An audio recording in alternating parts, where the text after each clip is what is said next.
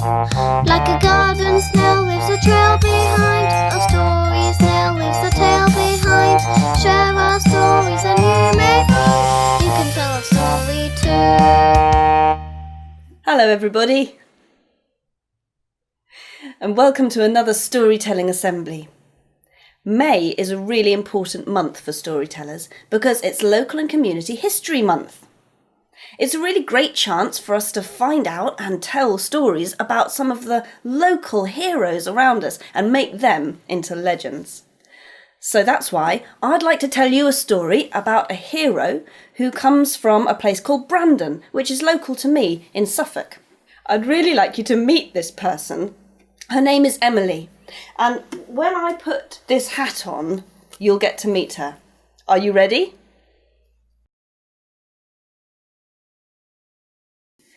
Hello, my name's Emily, and I'd like to tell you about the day that changed my life.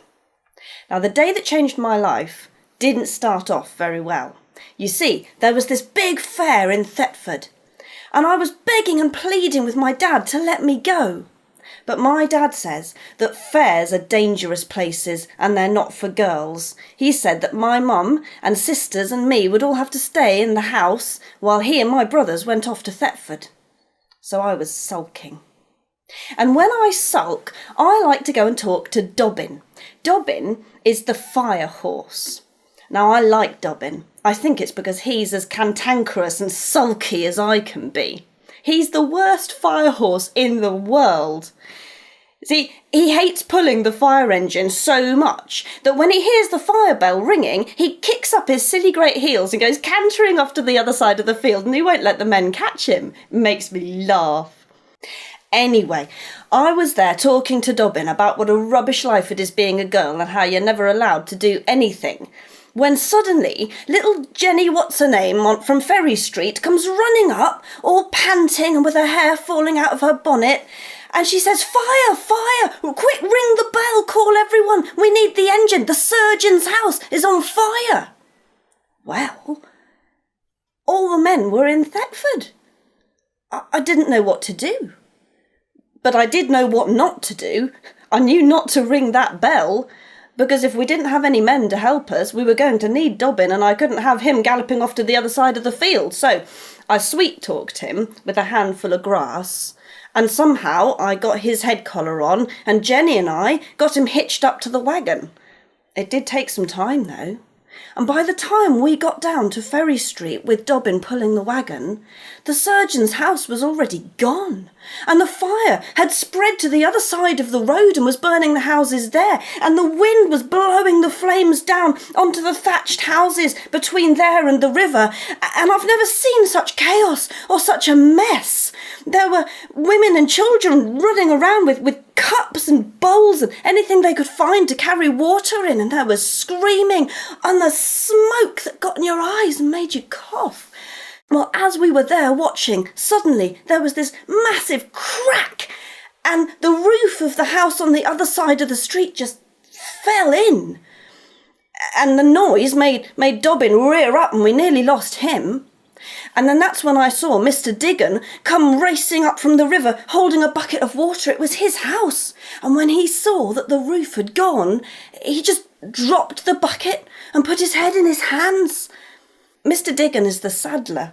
I like him. He made all of the tack for Dobbin, everything, all the harness to hitch him up to the wagon. So I went up to Mr. Diggon and I shouted in his ear above the noise. I said, "Mr. Diggon, you're the only man who's not at Thetford. You have to help us." Well, he looked at me as if he didn't know who I was. I think he was in shock. And he said, What can we do?" Well, what could we do?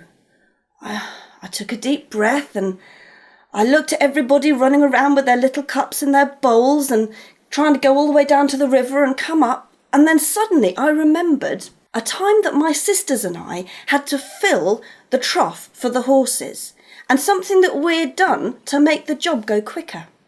So I said, "Right, everybody, I need you in a long line. Everyone make a line between here, the wagon, and the river, because we're going to have to fill the wagon with water before we can do anything." And I said to Mr. Diggin, I'm going to need your bucket. Well, I got everyone standing in a line, and then they were filling the buckets and bowls and cups and passing them up, person to person, all the way up the street and filling the wagon. You can imagine what hot work that was in a street full of fire. But we got the wagon filled, and while they were doing that, I was screwing on the hose and taking out the pumps, and the engine was ready to go. And then I said, right, we need teams of 4 men each. And everyone just looked at me, because we didn't have teams of 4 men. We didn't have 4 men. We had Mr. Diggin.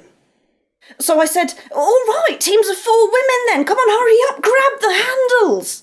Well, we ended up with teams of 3, which wasn't really enough, because you see, the handles, the pump, it works like a big seesaw, and you have to have people on each end swinging it up and down faster than once a second, and it has to keep going all the time for the water to come through. Even the firemen find it really hard work. They work in teams of 4, and as one team gets tired, they come off and another team goes in.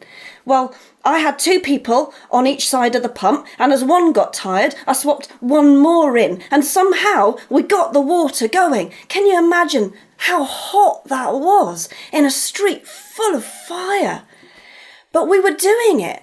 And the water actually started running. And that's when I remembered something rather essential. And I went, Jenny, grab the hose. And we started to put the fire out. And it was there, as I was swinging up and down off this pump, pouring sweat, my muscles burning harder than the fire, that I thought, I bet I'm the first girl ever to have done this. Well, we got the fire put out in the end. Oh, it wasn't all down to us. Some of the women went off to Thetford and managed to bring back some of the men. And anyway, the wind was blowing in the right direction that it burnt out at the river. Still, half the street was destroyed. People lost everything. And that's why I feel really guilty that I still remember it as the day that changed my life for the better. You see, ever since then, it doesn't matter what Dad says to me about what girls can and can't do. I know, deep down inside me, I worked that engine. I saved half of Brandon from going up in flames. I can do whatever I want. Did you like Emily? I'm very fond of her. I really like the way that she finds out she's much more capable than everyone has told her she is. I wonder what local heroes you have where you live. When I want to find out about local heroes and local stories, sometimes I look in books like these.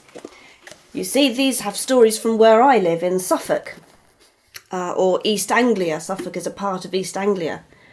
Actually, 3 of these books were written by somebody called Harold Mills West, who knew lots of these local heroes and wrote their stories down and made a book. Another way we can find out about local heroes is by talking to the people who actually knew them, maybe by talking to some of the heroes themselves. I wonder if you can find out about a local hero or a local story and tell it to your teachers and your friends. And if you write it down, please send it to us, because perhaps we can start telling it too. And that way, we'll make your local heroes into legends. But now it only remains for me to say cheerio, and I hope to hear your story soon. So, cheerio, and I hope to hear your story soon.